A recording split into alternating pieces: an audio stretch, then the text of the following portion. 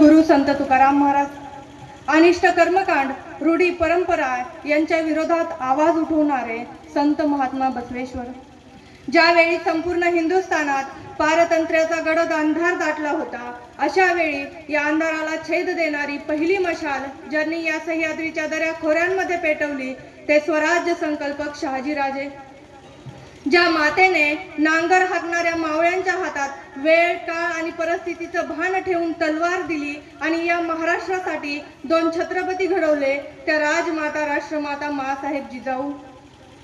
ज्यांनी मुरदाड झालेल्या मनात नवसंजीवनी निर्माण केली, वांझोट्या जमिनीवर नवअंकुर फुलवले, रयतेच्या मनात क्रांतीची ज्योत प्रज्वलित केली आणि गुलामगिरीच्या साखा दंडांना तहस नहस करून टाकले, ते नीतिवंत, न्यायवंत, यशवंत, कीर्तिवंत राजे छत्रपती शिवाजी महाराज. ज्याने आपल्या पराक्रमाने इतिहासालाही आश्चर्यचकित केले, ज्याने आपल्या विद्वतेने प्रकांड पंडितांचीही भंबेरी उडवली, आपले मरण पाठीशी बांधून एकाच वेळी 9 शत्रूंना जेरीस आणले, ते महापराक्रमी, परमप्रतापी युवराज छत्रपती संभाजीराजे. पतिनिधनानंतर सती न जाता मेंदू, मनगट, बुद्धी, चातुर्य यांच्या बळावर एक स्त्री सर्वोत्तम राज्यकर्ती बनू शकते, याचे मूर्तिमंत उदाहरण जगाला दाखवून देणाऱ्या पुण्यश्लोक अहिल्यामाई होळकर. समता, स्वातंत्र्य आणि बंधुभाव या तिन्ही तत्वांवर नितांत भरोसा ठेवून सामाजिक विषमतेच्या विरोधात आवाज उठविणारे क्रांतीसूर्य महात्मा ज्योतिराव फुले. ज्यांच्या जन्मामुळे भारतातील सर्व स्त्री आज शिकत आहेत, ज्यांच्या कार्यामुळे धर्मानं घातलेली शिक्षण बंदी उठवली गेली आणि आज आपण लिहू वाचू शकतो आहोत, ती सकळ बहुजनांची माय, विद्येची खरी देवता क्रांतीज्योती सावित्रीमाई फुले. माझ्या रयतेला कणभर तोशीत पडली तर मला मनभर वेदना होतात. राजा हा रयतेसाठी असतो, रयत राजासाठी नाही, हे तत्व जीवनभर जपणारे लोकराजे राजश्री शाहू महाराज. तुमच्याकडे एक नाणी असेल तर एका नाण्याची तुमच्याकडे 2 नाणी असतील तर एका नाण्याची भाकर घ्या आणि दुसऱ्या नाण्याचे पुस्तक घ्या, कारण भाकर तुम्हाला जगविल तर पुस्तक जगण्याची कला शिकवेल, हा उत्कर्षाचा महासंदेश सांगून ज्यांनी या भारत देशात रक्ताचा एक थेंबही न सांडता नवी क्रांती घडवून आणली, ते विश्वरत्न, भारतरत्न डॉक्टर बाबासाहेब आंबेडकर.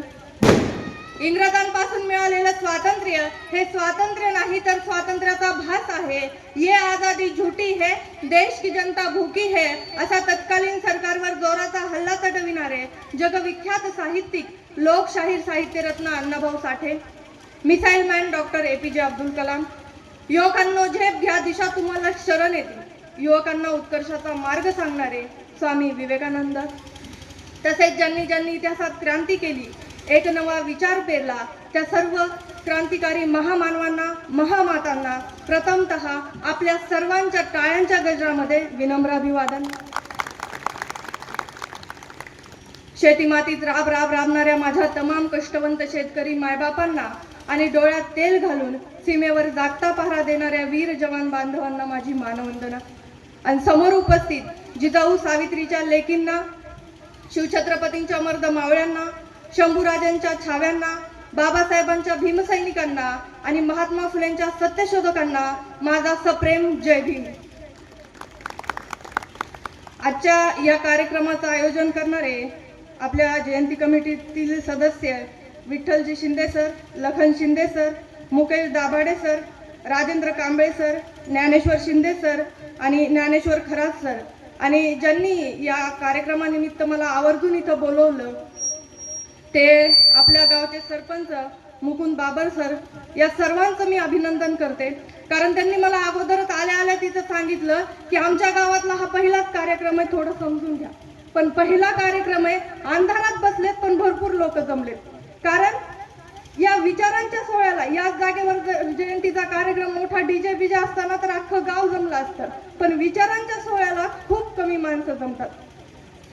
खरं तर ज्यांच्या आयुष्यात कर्मठ सनातनी लोकांनी आयुष्यभर काटे पेरण्याचं काम केलं, त्या महात्म्यानं काळाच्या पुढची पावलं ओळखत इथल्या व्यवस्थेने ज्यांना माणूस म्हणून लिहिण्याचा, बोलण्याचा, जगण्याचा, वागण्याचा अधिकार नाकारला होता, त्या दीन दुबळ्या लोकांसाठी शिक्षणाची दारं खुली केली आणि खऱ्या अर्थानं 1 नाही 2 नाही तर पिढ्यानपिढ्यांच्या वाटेत मुक्तीची फुले पेरली, ते क्रांतीसूर्य मनुवाद्यांचा कर्दनकाळ महात्मा ज्योतिराव फुले.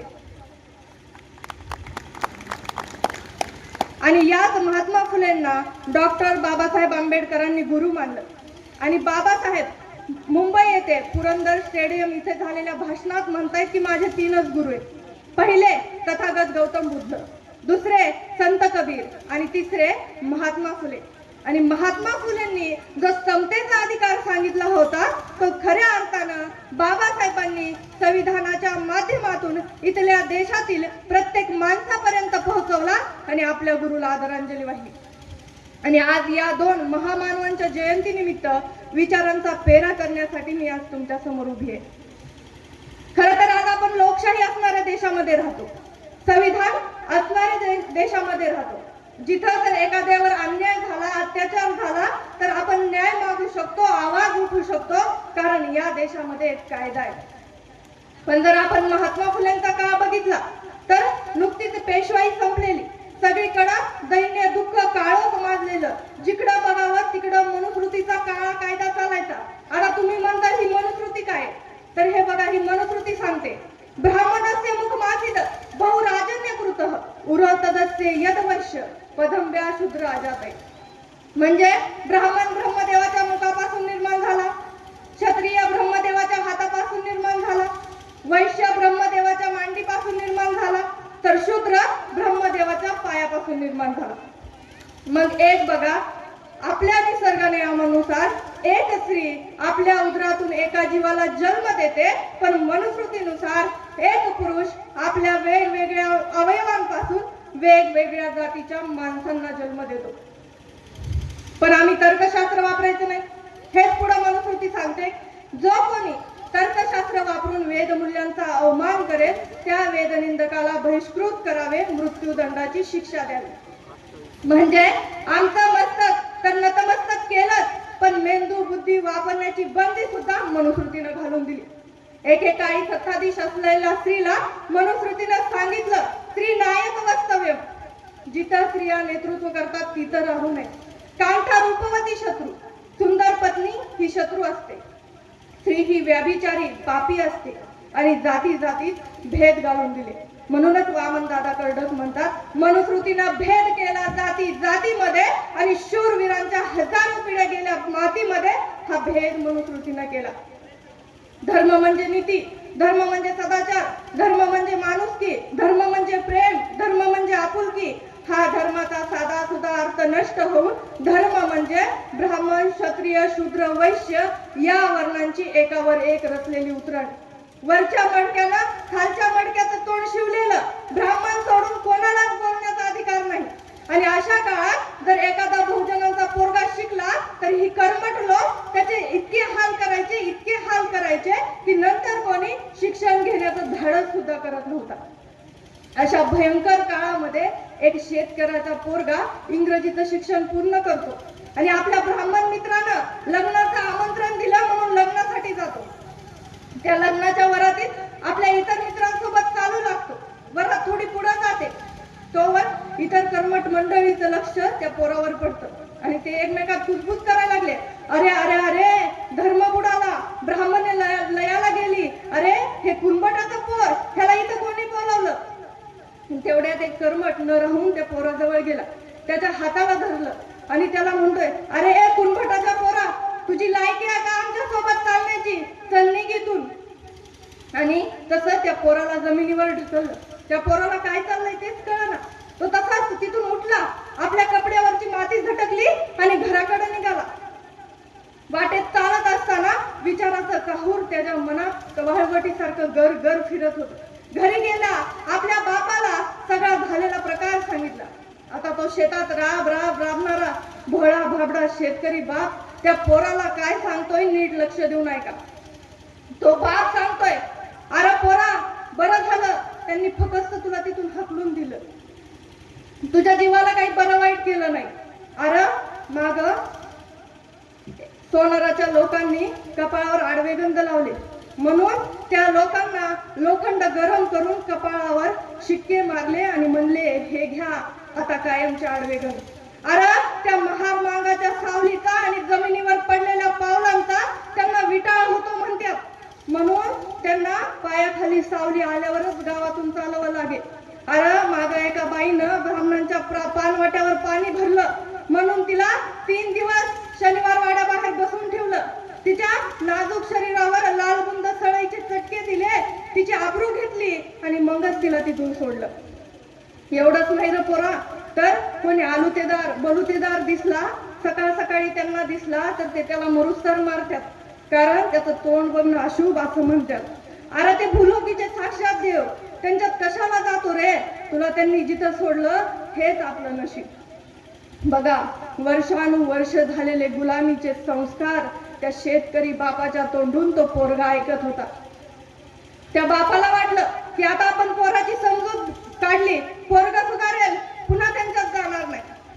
पण झालं उलटच. या पोराला त्या कर्मठांच्या अमानवी शिक्षा आणि अत्याचार बघून एवढा राग आला, अंगाची लाही लाही झाली आणि त्या पोरानं वैदिक धर्माच्या सगळ्या धर्मग्रंथाचा अभ्यास केला.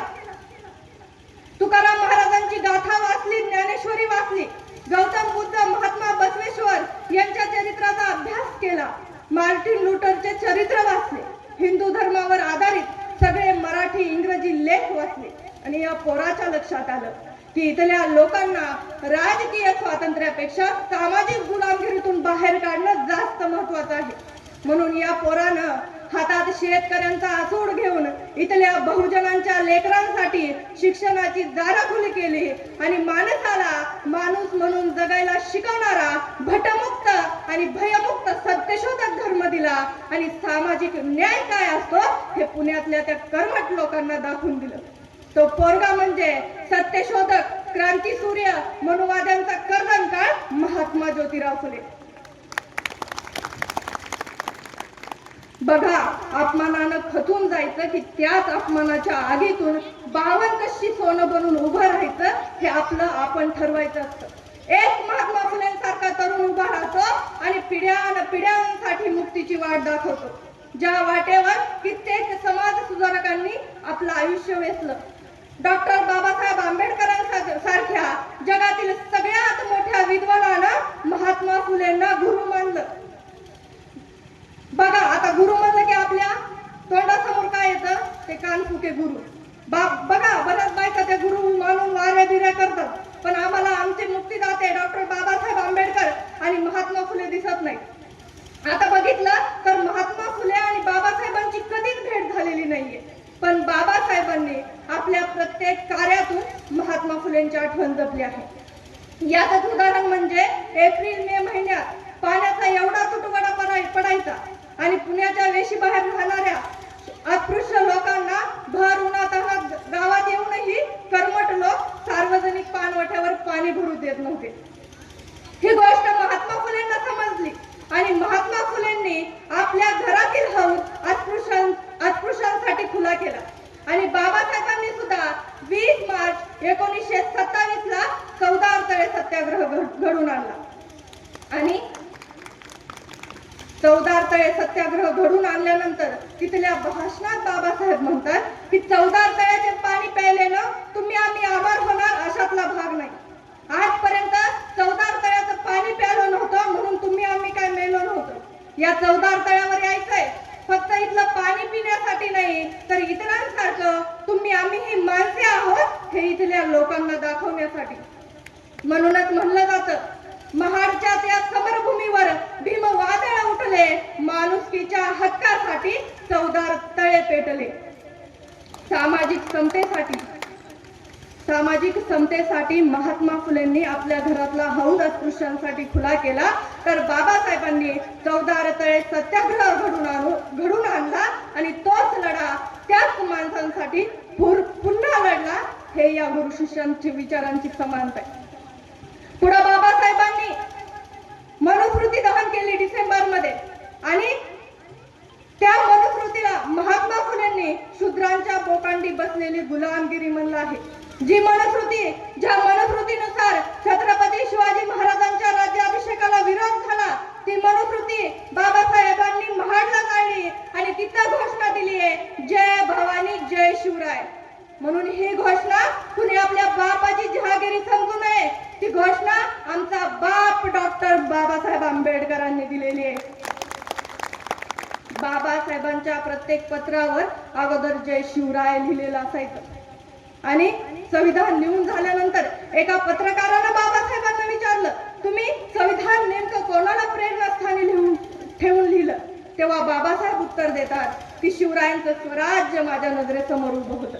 म्हणजे फक्त महात्मा फुलेंचाच नाही तर छत्रपती शिवाजी महाराजांचा विचार जपण्याचं सुद्धा काम बाबासाहेबांनी केलं। याची प्रेरणा ही त्यांना महात्मा फुलेंकडूनच मिळालेली असावी। कारण ज्यावेळी संपूर्ण हिंदुस्थानात छत्रपती शिवाजी महाराजांच्या नावाचा विसर पडला होता त्यावेळी सगळ्यात अगोदर महात्मा फुलेंनी शिवाजी महाराजांची समाधी शोधली, महाराजांवर पोवाडा लिहिला। कुळवाडी भूषण पोवाडा गौतम भोसल्यांचा, छत्रपती शिवरायांचा आणि सगळ्यात अगोदर शिवजयंतीला सुरुवात केली आहे महात्मा फुलेंनी। बघा, या महामानवांनी प्रत्येकानं एकमेकांचा विचार जपलाय आणि आज आपण याच महामानवांच्या नावानं एकमेकात जातीभेद करत आहोत। याच महामानवांच्या नावानं जाती जाती तेढ निर्माण करत आहोत। म्हणून एक कवी फार सुंदर म्हणतो बघा, मराठ्यांनी आपलंच केलं छत्रपती शिवरायांना, दलितांनी वाटून घेतलं भारतरत्न भीमरायांना, अण्णाभाऊ आमचे मातंगाने गायली गाणी आणि अहिल्यामाई म्हणलं की धनगरांची राणी। म्हणजे महापुरुषांचा जो समतेचा लढा होता, जो सामाजिक लोकशाहीचा लढा होता, तो आम्ही फक्त एका महापुरुषांना वाटून घेऊन तेवढ्या एका जातीपुरता मर्यादित केलाय। म्हणजे अण्णाभाऊ हे मातंगापुरते, बाबासाहेब हे दलितांपुरते, शिवाजी महाराज हे फक्त मराठ्यांपुरते अशी आमची गत झालेली आहे। आणि अहिल्यामाई, सावित्रीमाई, जिजाऊ ह्या स्त्रियाच आम्हाला नकोशाच झालेल्या। म्हणजे बाबासाहेबांनी विचार सांगितला होता जाती अंताचा। बाबासाहेब त्यांच्या पुस्तकात लिहितात की हा देश, या देशात सामाजिक आणि राजकीय क्रांती तेव्हाच घडू शकते जेव्हा इथं जातीअंत होईल आणि ते शक्य आहे तेव्हाच शक्य आहे जेव्हा इथं आंतरजातीय विवाह होतील। पण आज असं होत नाही। आज फक्त आम्ही त्या महामानवांची नावं घेतो, जय भीम जय शिवराय म्हणतो, जय अण्णाभाऊ म्हणतो, जय जिजाऊ म्हणतो, पण त्या महापुरुषांचं विचार जपण्याचं जे काम आहे ना ते कुठंतरी आम्ही कमी पडतोय। आणि ते जर विचार म्हणजे महापुरुषांचे विचार आम्हाला कळलेच नाही तर आम्ही तो जपणार कसे? आजच्या तरुणांपर्यंत महापुरुषांचे विचार गेलेच नाहीत तर ते आम्ही जपणार कसे?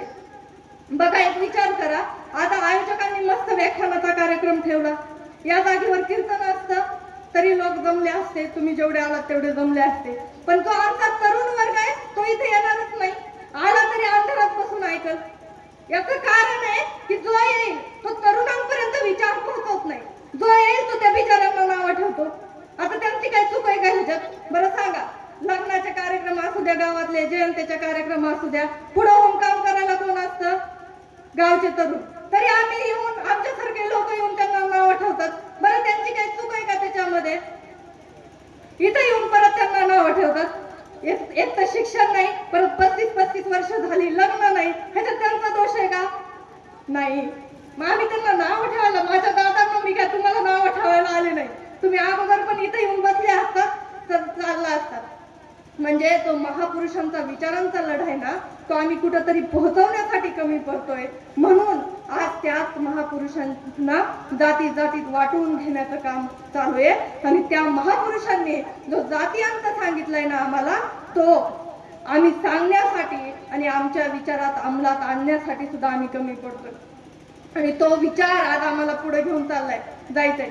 आता बघा, महात्मा फुलेंनी पुण्यात, आता सामाजिक न्याय काय असतो, महात्मा फुलेंनी पुण्यात विधवा स्त्रियांसाठी बाल प्रतिबंध गृह तयार केलं आणि तिथं बोर्ड लावला की ज्या कोणी वाट चुकलेल्या स्त्रिया पोटोशी राहिल्या असतील त्यांनी इथं यावं, मला बाप आणि सावित्रीला आई समजावं आणि इथं बाळाला जन्म द्यावा।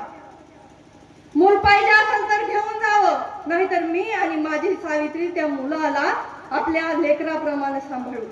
आणि त्या पुण्यात महात्मा फुलेंनी ते बाल प्रतिबंधक गृह उभं केलंय आणि त्याच बाल प्रतिबंध गृहामध्ये एक ब्राह्मण स्त्री काशीबाई ती तिथं बाळपणासाठी आली आणि तिचा मुलगा महात्मा फुलेंनी दत्तक घेतलाय, त्याचं नाव ठेवलंय यशवंत।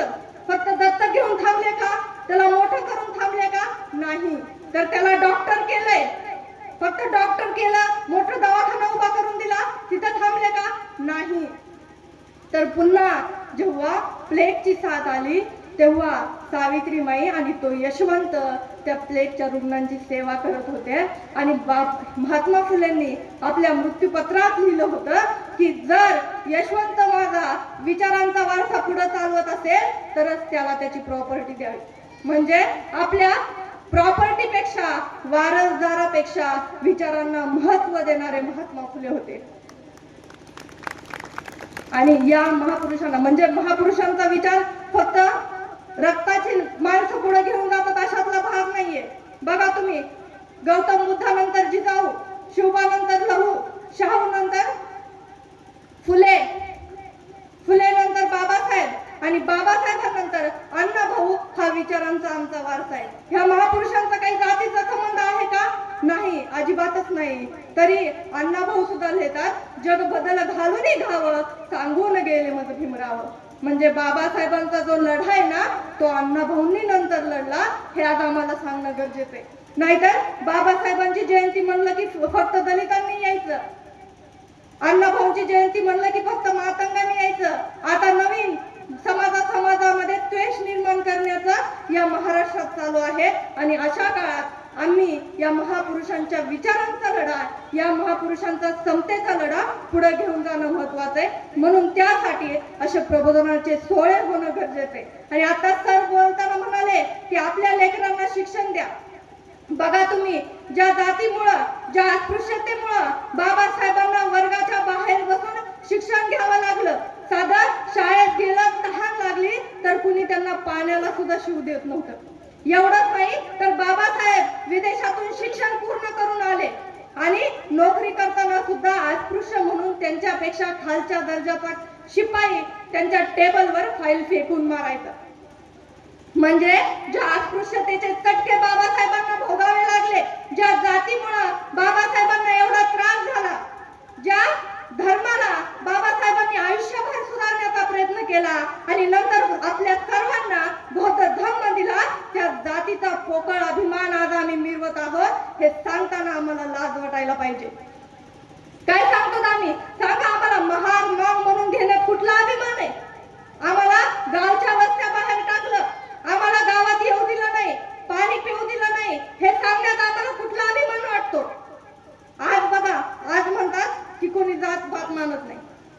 एक सांगू का तुम्हाला, आपल्याकडे आता जात विचारायची पद्धत बदलली. कशी? आता मी एखाद्या गावात व्याख्यानाला गेले ना, कोणाच्या घरी थांबले ना, तर विचारतात तुमचं गाव कुठलं? मग सांगितलं त्यांना बीड. मग आडनाव काय? मस्के.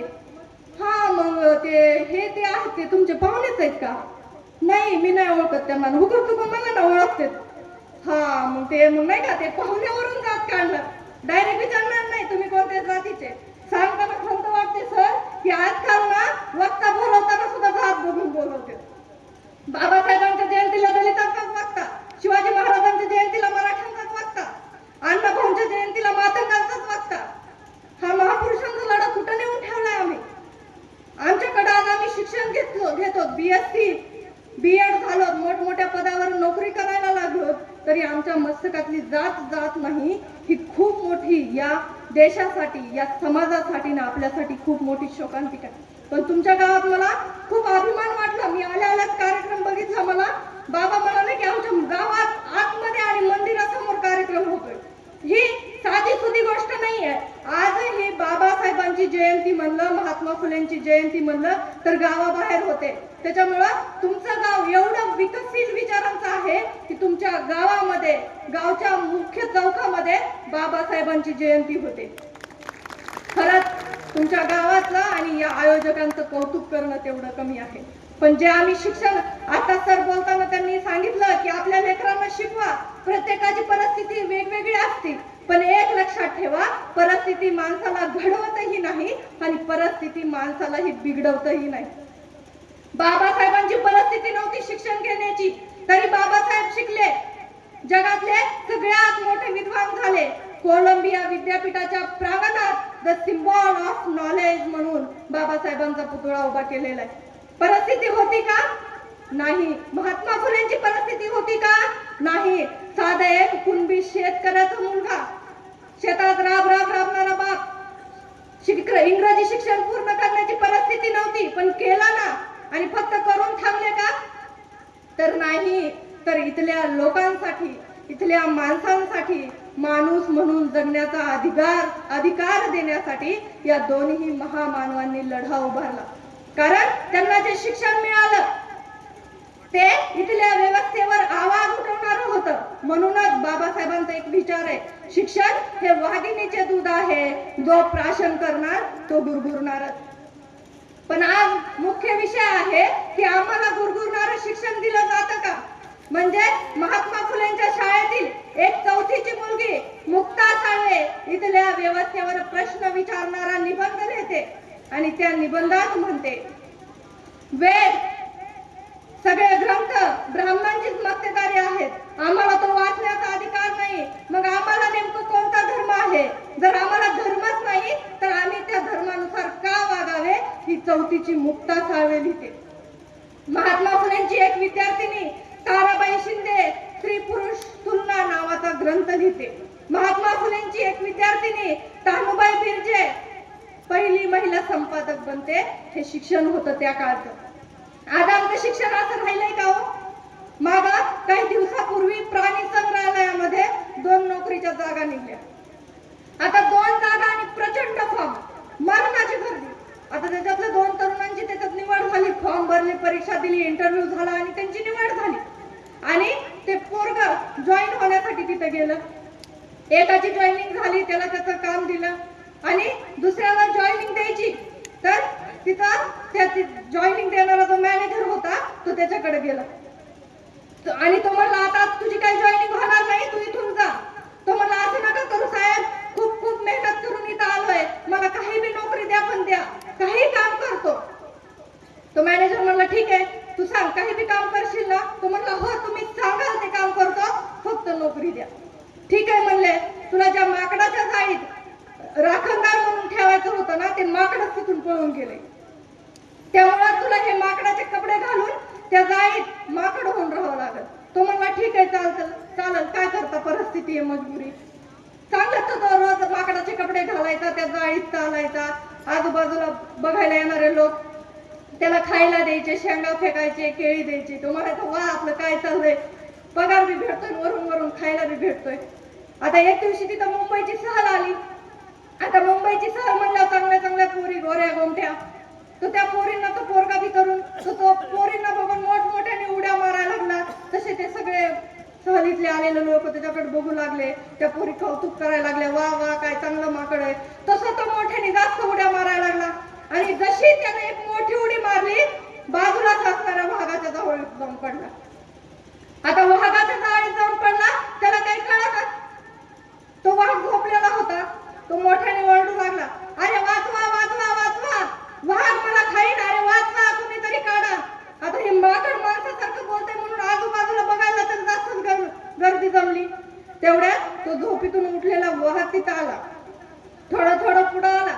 तसं तो जास्त घाबरलेला, अरे वाचवा, वाचवा, हे वाघ मला खाईन, कोणीतरी हात द्या, काढा. तसा तो वाघ त्याच्या पुढे गेला. त्याच्या जोरात कानाखाली मारली आणि म्हणतोय, अरे तुझी तर तुझी नोकरी घालतो, माझी बी घालतो का? तो जो वाघ होता ना, तो होता MSc आणि जो माकड बनून उड्या मारत होता ना, तो होता BSc. आज अशी आमची शिक्षणाची अवस्था झाली. म्हणून बाबासाहेब म्हणतात, शिक्षण म्हणजे नोकरी मिळवणं नाही, शिक्षण म्हणजे पैसा कमवणं नाही, तर तुम्ही घेतलेला शिक्षणाचा उपयोग तुम्ही समाजाच्या उन्नतीसाठी किती करता, तुम्ही आपल्या माणसांच्या अधिकारासाठी किती करता, ते महत्वाचं आहे. आणि तो शिक्षणाचा दर्जा आज आम्हाला सुधारणं गरजेचं आहे. कारण आमच्या शाळेत आम्हाला महामानव अजिबातच शिकवत नाही. आमचे महामानव फक्त शाळेमध्ये आम्हाला जयंतीपुरते सांगितले जातात. म्हणून महामानव जर आपल्या लेकरांना कळणं गरजेचं असतं, ते आपल्या घरातून कळणं गरजेचं. आपल्या घरातून आपल्याला त्या महामानवांचे विचार आपल्या लेकरांपर्यंत पोहोचावे लागतील. तेव्हाच येणारी पिढी आपल्याला शिवाजी महाराज, शाहू महाराज, बाबासाहेब आणि महात्मा फुले यांच्या विचारांची घडेल.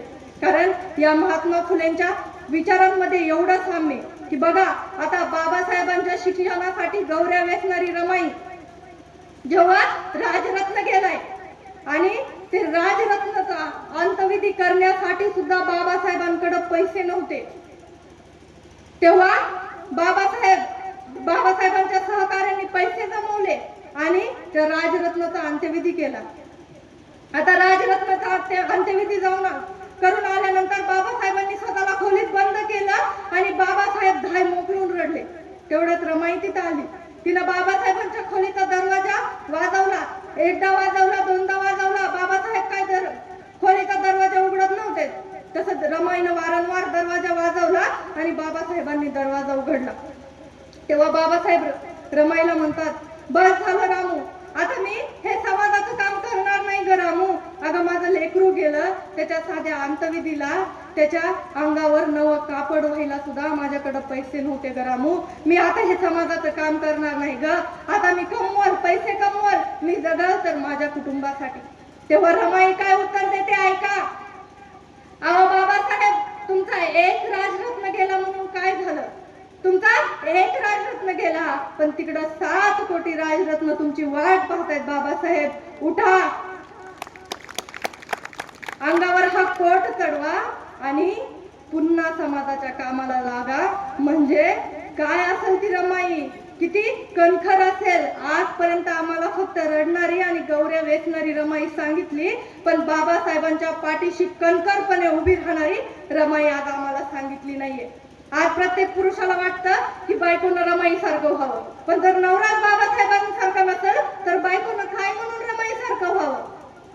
बायकोनं सावित्री सारखं व्हावं, बायकोनं रमाई सारखं व्हावं, बायकोनं जिजाऊ सारखं व्हावं. स्वातंत्र्याचं स्वप्न पूर्ण, आपल्या नवऱ्याचं स्वातंत्र्याचं स्वप्न पूर्ण करावं, आपल्या नवऱ्याचं हक्क अधिकार देण्याचं स्वप्न पूर्ण करावं. एक सावित्री ज्योतिबा फुलेंच्या सोबत उभी राहिली आणि अवघ्या 18व्या वर्षी भारतातली पहिली स्त्री शिक्षिका बनली. आज तो विचार आहे का आमच्या मुलींकडे? सांगताना खूप खंत वाटते की याच महाराष्ट्रात पहिली मुलींची शाळा सुरू झाली, याच महाराष्ट्रात भारतातली पहिली डॉक्टर घडली, याच महाराष्ट्रात पहिली संपादक घडली, याच महाराष्ट्रात पहिली लेखक स्त्री घडली आणि याच महाराष्ट्रात आज 65% मुली शिक्षणापासून वंचित आहेत. म्हणजे कुठे घेऊन चाललोय शिक्षणाच्या बाबतीत आमचा महाराष्ट्र? ज्या महाराष्ट्रात महात्मा फुलेंनी आणि सावित्रीबाईंनी सांगितलं, जिच्या हाती पाळण्याची दोरी ती जगाला उद्धारी. अगर आधी स्त्री शिकली तरच समाज सुधारेल. म्हणून अगोदर मुलींची शाळा काढली आहे आणि नंतर मुलांची शाळा सुरू केली आहे. म्हणजे क्रांतीची सुरुवात अगोदर कुठून केली आहे तर स्त्रियांकडून केली आहे. आणि आज आम्ही काय चाललंय आमचं? माझं घर, माझी बायको, माझ्याच बायकोची गोल गोल साडी, इथपर्यंत आमची सामाजिक चळवळ आहे. चळवळ म्हणजे काय आम्हाला हेच आजपर्यंत कळलं नाही. बाबासाहेब म्हणतात की मला सगळ्यात जास्त शिकलेल्या लोकांनी धोका दिला, कारण की ज्या लोकांना मी शिकवलं, मी विदेशात शिक्षण घेण्यासाठी पाठवलं, तेच लोक माझ्या विचारांचा रथ मागे खेचत आहेत. त्या लोकांना समाजाचं घेणं देणं नाहीये. म्हणून वामनदादा सुद्धा म्हणतात, भीमा तुझ्या मताचे जर 5 लोक असते, तलवारीच्या तया न्यारेच टोक असते, वाणीत भीमा आहे करणीत भीमा असता, वर्तन तुझ्या पिलांचे सारेच चोख असते. भीमा तुझ्या मताचे जर 5 लोक असते. फक्त वामनदादांनी 5 माणसं मागितली बाबासाहेबांच्या मताची हा समाज सुधारण्यासाठी, आणि ती माणसं सुद्धा त्यांना मिळाली नाही. म्हणजे विचारांची माणसं घडणं एवढं सोपं नसतं आणि विचारांची माणसं वाढणं, या समाजात येणंही एवढं सोपं नसतं. कारण जे खरं बोलतात, जे खरं वागतात, त्यांना हा समाज इतका त्रास देतो, इतका त्रास देतो की ही माणसंच वर येत नाही. आता गोविंद पानसरे यांनी शिवाजी कोण होता हे पुस्तक लिहिलेलं आहे आणि ज्यांना आम्ही एक मतदार म्हणून निवडून दिलं तो उठतो आणि या पुस्तकाला वाचण्या अगोदरच फक्त त्याचं टायटल बघून त्या प्रकाशकांवर एवढ्या गलिच्छ भाषेत बोलतो. ज्या पुस्तकामध्ये इथला खरा इतिहास लिहिला, ज्या पुस्तकामध्ये इथल्या माणसांचा खरा इतिहास मांडला, ते पुस्तक आधी या व्यवस्थेला नकोय. पानसऱ्यांना मारलं, दाभोळकरांना मारलं, गौरी लंकेश तुकाराम महाराजांना मारलं, तरी हा विचारांचा लढा संपलेला नाहीये. नामदेवांची हत्या झाली की काय झालं हे सुद्धा आज आम्हाला माहित नाहीये. ज्ञानेश्वरांना एवढा त्रास दिला कशासाठी? सत्यासाठी.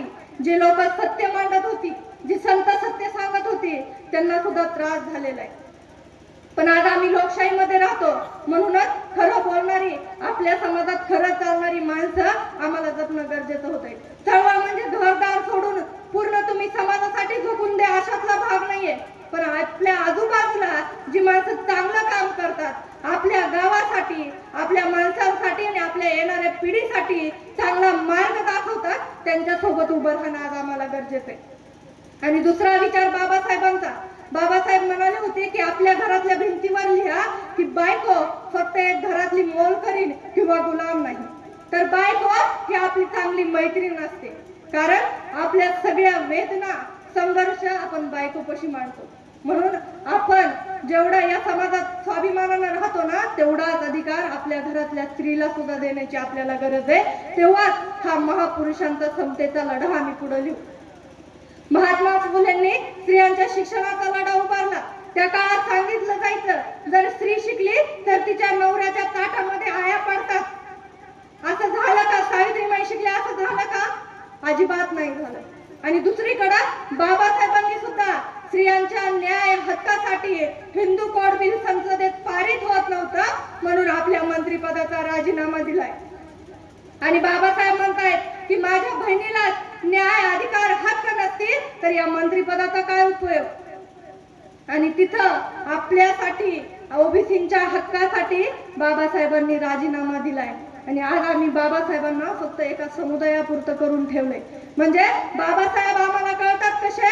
तर पुस्तकातून कोणीतरी सांगितले तरच कळतात. इथपर्यंतच आम्ही बाबासाहेबांना आणून ठेवलंय. महात्मा फुलेंना तर जिवंत ठेवण्याचं काम फक्त दलित समाजानं केलंय. मी आज इथं छाती ठोकून तुम्हाला सांगू शकते. कारण महात्मा फुलेंनी जो सत्यशोधक धर्म दिला, भटमुक्त लग्न लावायचे, या लग्नाचा खटला कोर्टात गेला आणि तिथं जज होते. आता जज म्हणले नाही, तुम्ही बामणाशिवाय लग्न लावलंय, हे कायद्यानं बरोबर नाही. मग महात्मा फुलेंनी प्रश्न विचारला, जज साहेब तुम्ही घरची आपली दाढी करता, ती कुठे करता? ते म्हणले नाही मी घरीच करतो. मग महात्मा फुले म्हणले, तुम्ही जर तुमची दाढी घरीच करता तर नव्याचा रोजगार बुडाला म्हणून तुम्ही त्याला पैसे देऊन देता का? महात्मा फुले जज म्हणला नाही. मग जर आम्ही आमची लग्न आम्हीच लावली तर आम्ही दुसऱ्याला देणगी का द्यावी? आणि तो खटला महात्मा फुलेंनी तिथं जिंकला. म्हणजे बघा एक तर्कबुद्धी विचार काय असतात. आणि तो लढा आम्ही पुढे लिहिलाय का?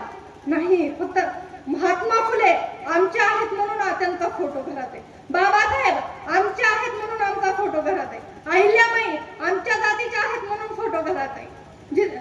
जिजाऊ आमच्या आहेत म्हणून फोटो घरात आहे. शिवाजी महाराज आमच्या आहेत म्हणून फोटो घरात आहे. एखाद्याच्या घरात असं का नाही बरं सगळ्या महामानवांचे फोटो बनवलेली फ्रेम? कळू द्या तर नाही. हे बाबासाहेब आहेत, यांनी ओबीसींच्या हक्कासाठी राजीनामा दिलाय. हे अण्णाभाऊ साठे आहेत, यांनी रशियात जाऊन पोवाडे गायले, सगळ्यात मोठं साहित्य उभं केलंय. हे बाबासाहेब आहेत. हे महात्मा फुले आहेत, ज्यांनी सगळ्यात अगोदर मुलींची शाळा सुरू केली. आज तुझी आई बहीण शाळेत शिकली आहे ना, ती हे महात्मा फुलेमुळं. ही त्यांच्याच बाजूला असलेली सावित्रीबाई आहे. हे 18व्या वर्षी भारतातली पहिली शिक्षिका बनली आणि सगळ्या पोरींना शिक्षण द्यायला सुरू केलं. अंगावर दगड शेण गोटे झेलले नाही.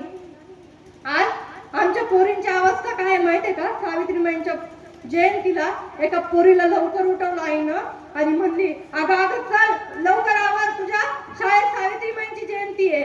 तेव्हा ती पोरगी झोपीन म्हणती, त्या सावित्रीबाईला काही काम होतं का नाही, त्यांनी उगाच पोरींसाठी शाळा काढली.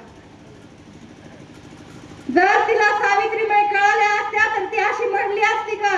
जर सावित्रीबाई नसत्या तर आज आम्ही इथपर्यंत, मी इथं तुम्हाला सांगण्यासाठी नसते आणि तुम्ही इथं मला ऐकण्यासाठी आल्या नसत्या. एवढे उपकार त्या सावित्रीच्या आपल्यावर आहेत. म्हणून आपल्याला ती वडाला फेरे मारणारी सावित्री नकोय. आपल्याला ज्योतिबांची सावित्री हवी आहे, जी इथल्या व्यवस्थेविरुद्ध आम्हाला लढायला शिकवते. एक दिवशी सावित्रीबाई मुलींना शिकवण्यासाठी जात होती. रोजच्या सारखं तिच्या अंगावर दगड शेण गोटे फेकले गेले. तिला काही नाही वाटलं, तिला सवय झाली होती. तिने तशीच आपल्या हातातली पुस्तकांची थैली पदरानं झाडली आणि पुढं चालू लागली.